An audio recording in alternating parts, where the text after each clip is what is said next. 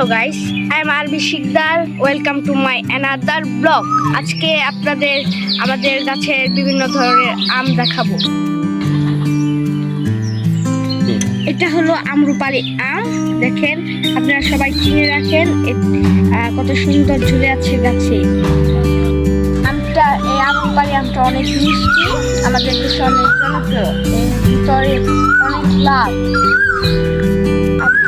এই আমটা আমার খেতে অনেক ভালো লাগে। আপনাদের কেমন লাগে কমেন্ট বক্সে অবশ্যই জানাবেন।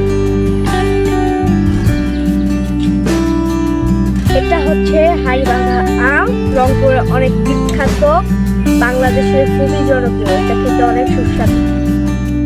আপনাদের দেখাবো বিদেশি প্রজাতির আম। এটা হলো বিদেশি প্রজাতির আম, পাকলে ভিতরে হালকা সাদা কিন্তু খেতে মিষ্টি। টিউজার ম্যাঙ্গো, এটা পাকলে ভিতরে সাদা কিন্তু অনেক মিষ্টি। এটা কাঁচা অবস্থায় অনেক মিষ্টি। দেখেছেন আম গাছে কলা ধরে, তাই আজকে আপনাদের দেখাবো।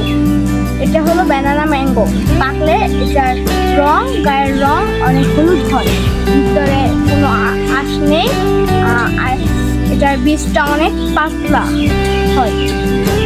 এটা খেতে অনেক মিষ্টি, মতন ছিঁড়া যায়। এটা খেতে অনেক সুস্বাদু, বাজারে অনেক চড়া দামে বিক্রয় করা হয়। খাবো 4 কেজি ওজনের আম। আপনাদের বিশ্বাস হচ্ছে না তো চলেন আপনাদের দেখাবো। এটাই হচ্ছে সেই 4 কেজি ওজনের আম। এটার নাম হচ্ছে হুনাই কিং। এটা ওজন 4 কেজি। এটা ভিতরে অনেক লাল টকটকে হয়, কিন্তু এটা খেতেও অনেক সুস্বাদু।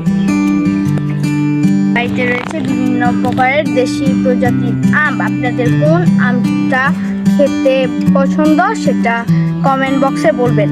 আশা করি এই ব্লগটা ভালো লেগেছে। লাইক, সাবস্ক্রাইব অ্যান্ড শেয়ার করে দিবেন।